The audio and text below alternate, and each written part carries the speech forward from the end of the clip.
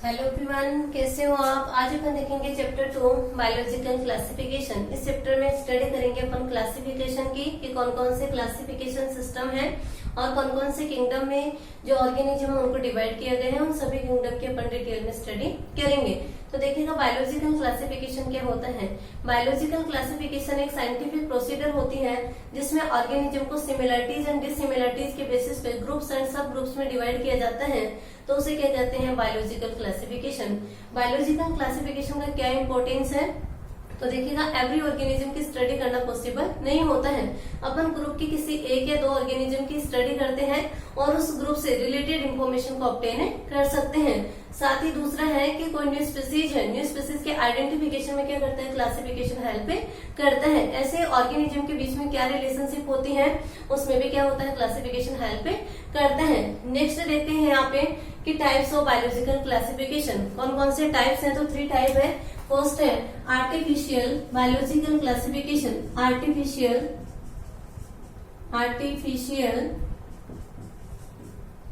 Classification.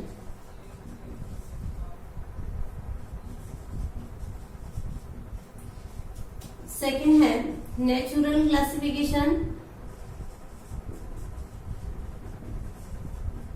और third है phylogenetic classification.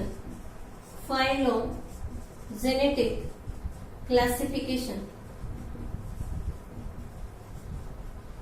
देखिएगा first artificial classification. Artificial type का जो क्लासिफिकेशन सिस्टम है वो किसने दिया था, एरिस्टोटल ने। किसने दिया था, एरिस्टोटल ने। एरिस्टोटल ने क्या किया कि जो मॉर्फोलॉजिकल कैरेक्टर्स है उनके बेसिस पे ऑर्गेनिज्म को क्लासिफाई किया। एरिस्टोटल ने प्लांट से जो है इनको 3 ग्रुप्स में डिवाइड किया। कौन कौन सी, ट्री, हर्ब एंड सर्ब। कौन कौन से हैं, ट्री, सर्ब्स एंड हर्ब। और एनिमल्स जो है उनको रेड ब्लड सेल्स की प्रेजेंस और एब्सेंस के बेसिस पे 2 ग्रुप्स में डिवाइड किया। एक है एनीमिया और दूसरे हैं इनीमिया। एनीमिया यानी कि जिनमें रेड ब्लड सेल जो होती है वो एब्सेंट होती हैं, उनको किस में रखा इन्होंने, एनीमिया में। और जिनमें रेड ब्लड सेल प्रेजेंट होती है उसको किस में रखा इन्होंने, इनीमिया में। ठीक है। तो एरिस्टोटल ने आर्टिफिशियल क्लासिफिकेशन किस पे बेस्ड है, मॉर्फोलॉजिकल कैरेक्टर्स पे। प्लांट्स को ट्री, सर्ब और हर्ब्स में डिवाइड किया। एनिमल्स जो है इनको 2 ग्रुप्स में डिवाइड किया, जिनमें रेड ब्लड सेल है उनको तो इनीमिया, और जिनमें रेड ब्लड सेल एब्सेंट होती है उसको किसमें रखा इन्होंने, एनीमिया में। दूसरा आता है नेचुरल क्लासिफिकेशन। नेचुरल क्लासिफिकेशन की बात करें तो इस क्लासिफिकेशन में क्या होता है, ऑर्गेनिज्म का क्लासिफिकेशन जो है उनमें सिमिलरिटीज एंड डिसिमिलरिटीज क्या क्या है उसके बेसिस पे किया जाता है। थर्ड है फाइलोजेनेटिक क्लासिफिकेशन। तो फाइलोजेनेटिक क्लासिफिकेशन में ऑर्गेनिज्म का क्लासिफिकेशन जो है किस बेसिस पे किया जाता है, इवोल्यूशनरी रिलेशनशिप के बेसिस पे। यानी कि इनमें क्या इवोल्यूशनरी रिलेशनशिप है उसके बेसिस पे जो क्लासिफिकेशन है वो कौन सा होता है, फाइलोजेनेटिक क्लासिफिकेशन। नेक्स्ट आता है यहाँ पे किंगडम सिस्टम।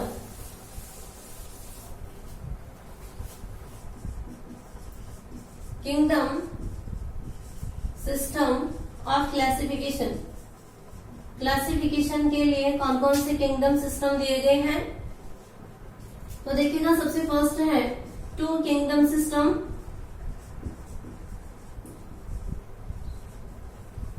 सेकंड है 3 kingdom system. 3 kingdom system. Third है 4 किंगडम सिस्टम और फिफ्थ है 5 किंगडम सिस्टम।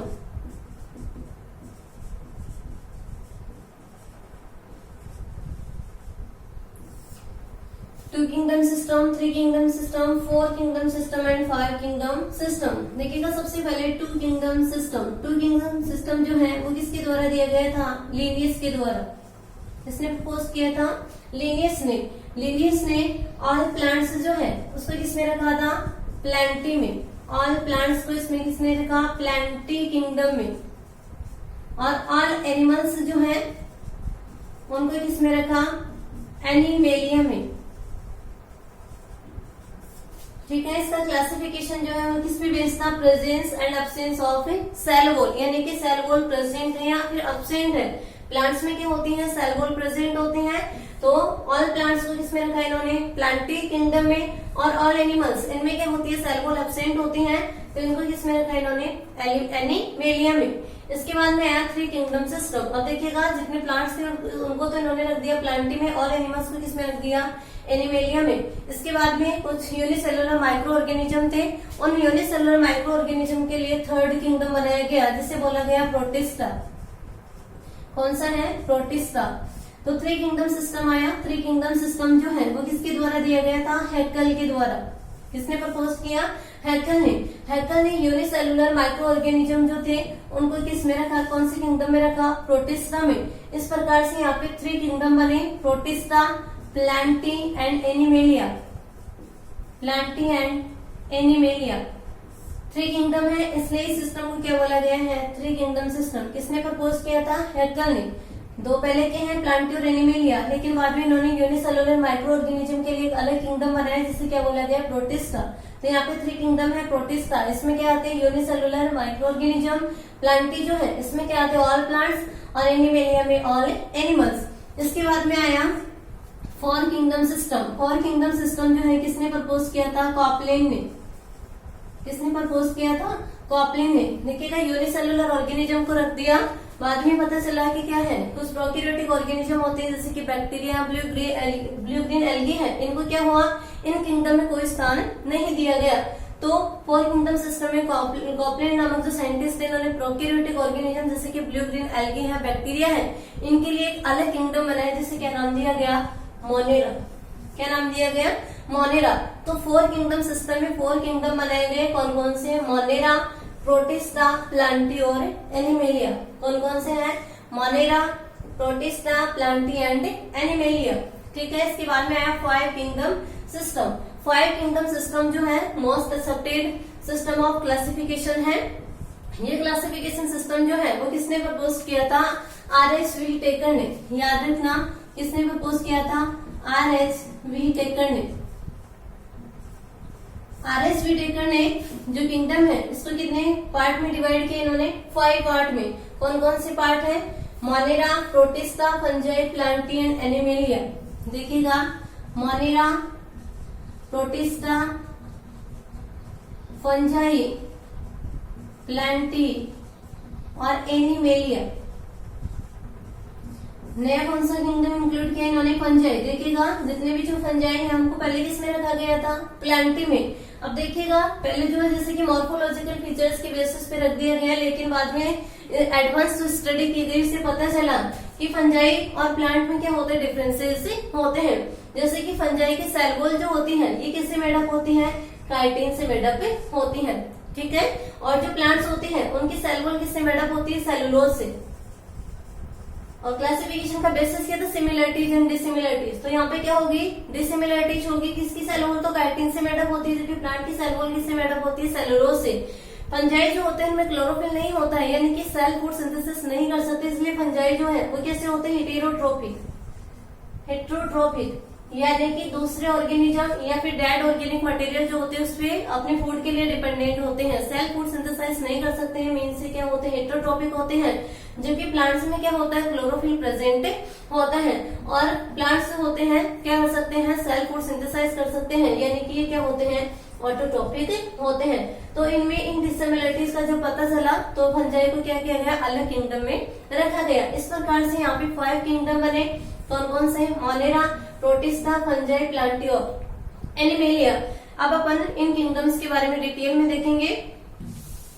देखिए, मोनेरा जो है, मोनेरा में कौन से ऑर्गेनिज्म आते हैं, और प्रोकैरियोटिक ऑर्गेनिज्म जो है वो किसमें आते हैं, मोनेरा में।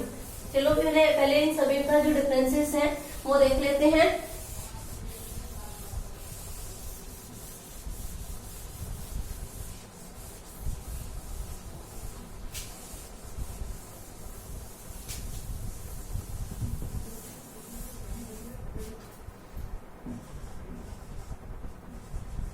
कौन कौन से हैं 5 kingdom, Monera, protista, fungi, Plantae और एनिमेलिया।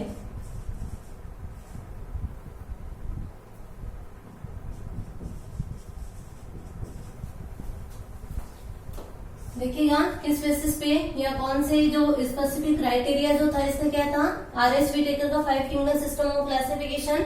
देखिएगा इन्होंने किस किस की स्टडी की कि ऑर्गेनिज्म जो है उसकी सेल स्ट्रक्चर क्या है, बॉडी ऑर्गेनाइजेशन कैसा है, रिप्रोडक्शन का जो मेथड है वो कौन सा है, मोड ऑफ न्यूट्रिशन यानी कि किस मेथड के थ्रू ये न्यूट्रिशन लेता है, इसके साथ ही इवोल्यूशनरी रिलेशनशिप क्या है ऑर्गेनिज्म के बेसिस पे। तो उस बेसिस पे 5 किंगडम बनाए, कौन कौन से, मोनेरा, प्रोटिस्टा, फंजाई, प्लांटी और एनिमेलिया। देखिए क्या डिफरेंसेस है। सबसे पहले अपन बात करें सेल टाइप। मोनेरा में जितने भी ऑर्गेनिज्म आते हैं वो सब कैसे होते हैं, प्रोकैरियोटिक ऑर्गेनिज्म। कैसे होते हैं, प्रोकैरियोटिक ऑर्गेनिज्म। प्रोकैरियोट कौन से होते हैं, यानी कि ऐसे ऑर्गेनिज्म जिनमें क्या होता है, प्रिमिटिव टाइप का न्यूक्लियस होता है। न्यूक्लियस की चारों ओर क्या होती है, न्यूक्लियर मेम्ब्रेन जो होती है वो एब्सेंट होती है, तो वो क्या होते हैं, प्रोकैरियोटिक ऑर्गेनिज्म। जबकि प्रोटिस्टा, फंजाई, प्लांट और एनिमेलिया ये सभी कैसे होते हैं, यूकैरियोटिक, यानी कि इनमें क्या होता है, वेल डेवलप्ड न्यूक्लियस से होता है। कैसे होते हैं, यूकैरियोटिक।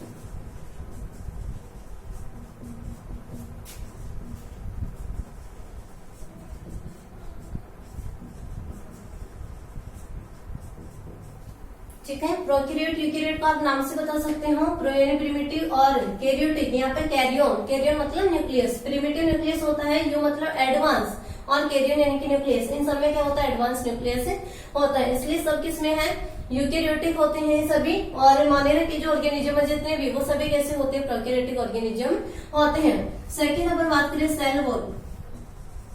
मोनेरा के जो ऑर्गेनिज्म होते हैं इनमें सेल वॉल प्रेजेंट होती है, बट ये कैसी होती है, नॉन सेलुलोजिक, यानी कि सेलुलर से मेडअप नहीं होती है, यानी कि नॉन सेल्यूलोजिक। इनकी सेल वॉल जो होती है किससे मेडअप होती है, पॉलीसेकेराइड प्लस अमीनो एसिड या पेप्टिडोग्लाइकेन से मेडअप होती है। प्रोटिस्टा जो होते हैं, कुछ प्रोटिस्टा में क्या होती है, सेल वॉल प्रेजेंट होती है, प्रेजेंट इन सम, कुछ में क्या होती है, सेल वॉल प्रेजेंट होती हैं। फंजाई की बात करें, फंजाई में सेल वॉल प्रेजेंट होती है, जो किससे मेडअप होती है, काइटिन से। सेल वॉल क्या होती है, यहाँ पे प्रेजेंट होती है, और किससे मेडअप होती है, इसकी सेल वॉल काइटिन से मेडअप होती है। प्लांट्स की बात करें तो प्लांट में क्या होती है, सेल वॉल प्रेजेंट होती है, और किससे मेडअप होती है, सेलुलोज से। किससे मेडअप होती है, सेलुलोज से मेडअप होती है। एनिमल्स में सेल वॉल क्या होती है, एब्सेंट होते हैं। तो दूसरा फीचर जो है इन्होंने कौन सा लिया, सेल वॉल। मोनेरा में कैसी होती है, नॉन सेलुलोज, सेल वॉल होती है बट सेलुलोज से मेडअप नहीं होती हैं, तो उसमें प्रेजेंट होती हैं। फंजाई की सेल वॉल जो होती है किससे मेडअप होती है, काइटिन से। प्लांट्स होते हैं उनकी सेल वॉल किससे मेडअप होती है, सेलुलोज से, जबकि एनिमल्स में क्या होती है, सेल वॉल एब्सेंट होती है। नेक्स्ट अपन बात करें बॉडी ऑर्गेनाइजेशन। बॉडी ऑर्गेनाइजेशन यानी कि कौन से लेवल का बॉडी ऑर्गेनाइजेशन होता है, तो कैसे होते हैं, सेलुलर, यानी कि बॉडी में सेल्स होती हैं, ये भी कैसे होते हैं, सेलुलर होते हैं। ये कैसे होते हैं, मल्टी सेलुलर, मल्टी सेलुलर, यानी कि इनके बॉडी में क्या होती है, मोर देन 1 सेल्स प्रेजेंट होती हैं, तो ये कैसे होते हैं, मल्टी सेलुलर होते हैं। प्लांट्स जो होते हैं इनमें क्या होती है, सेल जो होती है मिलकर के टिश्यू एंड ऑर्गन बनाती हैं, तो इसमें क्या होता है, टिश्यू एंड ऑर्गन लेवल का ऑर्गेनाइजेशन होता है। एनिमल्स में क्या होते हैं, tissue, organ and organ system level of organisation होता है। Tissue, organ and organ system, ठीक है। बॉडी ऑर्गेनाइजेशन का मतलब क्या है कि इसकी बॉडी में क्या होती है, ओनली सेल्स होती है, सेलुलर होता है, इसका भी सेलुलर। इसकी बॉडी में क्या होती है, मोर देन 1 सेल्स होती है, यानी कि मल्टी सेलुलर होते हैं। इसमें सेल आपस में फ्यूज होकर के टिश्यू बनाते हैं, टिश्यू से ऑर्गन बनते हैं, कि tissue and organ system organ होते हैं। और एनिमेलिया जो है इसमें tissue, organ and organ system और बॉडी ऑर्गेनाइजेशन होता है। नेक्स्ट है nuclear membrane. Nuclear membrane, nuclear membrane जो होती है कैसे होती है, प्रोकैरियोटिक ऑर्गेनिज्म। प्रोकैरियोटिक ऑर्गेनिज्म में न्यूक्लियस की चारों न्यूक्लियर मेम्ब्रेन नहीं होती है, यानी कि इसमें न्यूक्लियर मेम्ब्रेन क्या होती है, एब्सेंट होती है। प्रोटिस्टा जो है इसमें न्यूक्लियर मेम्ब्रेन प्रेजेंट होती है। फंजाई में भी क्या होती है, प्रेजेंट होती है, और सब में क्या होगी, इनमें प्रेजेंट होगी, क्योंकि ये सभी कैसे हैं, यूकैरियोट। यूकैरियोट्स में क्या होती है, न्यूक्लियर मेम्ब्रेन प्रेजेंट होती है। इसके बाद में फिफ्थ कैरेक्टर देखते हैं अपन, mode of nutrition. Mode of nutrition, mode of nutrition की बात करें तो मोनेरा के जो मेंबर हैं ये कैसे होते हैं, ऑटोट्रोपिक भी हो सकते हैं और हेटेरोट्रोपिक भी। ऑटोट्रोपिक और हेटेरोट्रोपिक, ऑटोट्रोफिक का मतलब होता है कि कुछ बैक्टीरिया है जैसे कि ब्लू ग्रीन एल्गी है, इनमें क्या होता है प्लांट्स के सिमिलर क्लोरोफिल प्रेजेंट होता है, जिससे क्या कर सकते हैं सेल्फ फूड सिंथेसाइज कर सकते हैं। तो ऐसे ऑर्गेनिज्म क्या होते हैं ऑटोट्रोपिक ऑर्गेनिज्म होते हैं। ऑटोट्रोपिक में भी 2 टाइप के हो सकते हैं, फोटोसिंथेटिक ऑटोट्रोपिक, फोटोसिंथेटिक ऑटोट्रोपिक, और दूसरे होते हैं chemosynthetic autotrophic, chemosynthetic autotrophic. Photosynthetic यानी कि लाइट के प्रेजेंस में क्या करते हैं ये फूड सिंथेसिस कर सकते हैं। तो क्या होता है इनमें रीजन क्या है, यहाँ पे क्लोरोफिल होता है। क्लोरोफिल जो होता है लाइट के प्रेजेंस में क्या कर सकता है फूड सिंथेसाइज, किससे बनाते हैं CO2 प्लस H2O से। तो ये क्या होती है फोटोसिंथेटिक ऑर्गेनिज्म होते हैं। कीमोसिंथेटिक कुछ और बैक्टीरिया ऐसे होते हैं जो कि इनऑर्गेनिक सब्सटेंसेस को ऑक्सीडाइज करते हैं, और ऑक्सीडाइज करने से क्या होती है एनर्जी प्रोड्यूस होती है, यानी कि वो भी अपना फूड सिंथेसिस कर सकते हैं। किससे करते हैं केमिकल से। वो कौन से होते हैं कीमोसिंथेटिक होते हैं। हेटेरोट्रोपिक, हेटेरोट्रोपिक कौन से होते हैं यानी कि वे ऑर्गेनिज्म जो सेल्फ फूड सिंथेसिस नहीं कर सकते हैं, अपने फूड के लिए दूसरे ऑर्गेनिज्म पे डिपेंडेंट होते हैं, या फिर डेड ऑर्गेनिक मटेरियल से अपना न्यूट्रिशन ऑब्टेन करते हैं, तो वो कौन से होते हैं हेटेरोट्रोपिक होते हैं। हेटेरोट्रोपिक में 2 टाइप के हो सकते हैं, एक होता है सेप्रोफाइटिक, सेप्रोफाइटिक, और दूसरे होते हैं पैरासाइटिक। सेप्रोफाइटिक यानी कि ऐसे ऑर्गेनिज्म जो डेड ऑर्गेनिक मटेरियल जो है उससे अपना न्यूट्रिशन ऑब्टेन करते हैं, वो कौन से होते हैं सेप्रोफाइटिक। किससे लेंगे डेड मटेरियल से। और पैरासाइटिक यानी कि जो दूसरे ऑर्गेनिज्म पे क्या होते हैं उसकी बॉडी के इनसाइड या फिर आउटसाइड से फूड ऑब्टेन करते हैं, आउटसाइड इनसाइड सर्वाइव करते हैं, तो वो कौन से होते हैं पैरासाइटिक होते हैं। तो ये मॉलेरिया की बात हो गई, कैसे हो सकते हैं ऑटोट्रोपिक और हेटेरोट्रोपिक मोड ऑफ न्यूट्रिशन। नेक्स्ट बात करें प्रोटिस्टा की, प्रोटिस्टा वाले भी कैसे हो सकते हैं ऑटोट्रोपिक, हेटेरोट्रोपिक, ऑटोट्रोपिक एंड हेटेरोट्रोपिक।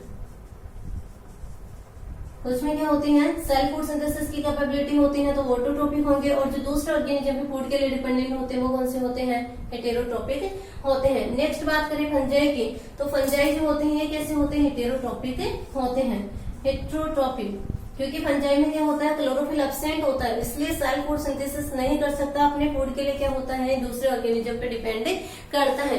हेटेरोट्रोपिक में 2 टाइप हो सकते हैं, सेप्रोफाइटिक यानी कि डेड ऑर्गेनिक मटेरियल से भी अपना न्यूट्रिशन ले सकता है, और पैरासाइटिक मतलब दूसरे प्लांट से जो है या एनिमल्स है उनसे भी क्या कर सकता है अपना फूड ले सकते हैं, कि दूसरे ऑर्गेनिज्म पे अपने फूड के लिए डिपेंडेंट रहता है, तो वो कौन से हो जाएंगे पैरासाइटिक। नेक्स्ट आता है प्लांटी। प्लांटी जो है ये कैसे होते हैं ऑटोट्रोपिक। प्लांट्स जो है वो कैसे होते हैं ऑटोट्रोपिक होते हैं। अपन सभी जानते हैं कि प्लांट्स में क्या होता है क्लोरोफिल होता है। प्लांट्स जो होते हैं क्लोरोफिल एंड लाइट की प्रेजेंस में एक्सटर्नल एनवायरमेंट से CO2 एंड H2O का यूज करके क्या करते हैं फूड सिंथेसिस यानी कि कार्बोहाइड्रेट का फॉर्मेशन करते हैं। तो प्लांट्स जो होते हैं वो कैसे होते हैं ऑटोट्रोपिक होते हैं, सेल्फ फूड सिंथेसिस की कैपेबिलिटी होती है। एनिमल्स की बात करें, एनिमलिया में कौन आते हैं एनिमल्स। एनिमल्स कैसे होते हैं हेटेरोट्रोपिक, हेटेरोट्रोपिक, हेटेरोट्रोपिक यानी कि इनमें सेल्फ फूड सिंथेसिस की कैपेबिलिटी नहीं होती है। अपन क्या होते हैं फूड के लिए या तो प्लांट्स पे डिपेंड करते हैं या फिर अदर ऑर्गेनिज्म पे डिपेंड करते हैं, तो अपन कैसे होते हैं हेटेरोट्रोपिक होते हैं। हेटेरोट्रोपिक में भी 2 टाइप हो सकते हैं हॉलोजोइक एंड सेप्रोजोइक। ठीक है, तो ये इस प्रकार से क्या हो जाएगा इसका क्लासिफिकेशन। अब अपन सभी को डिटेल में देखेंगे। फर्स्ट देखते हैं अपन किंगडम मोनेरा को।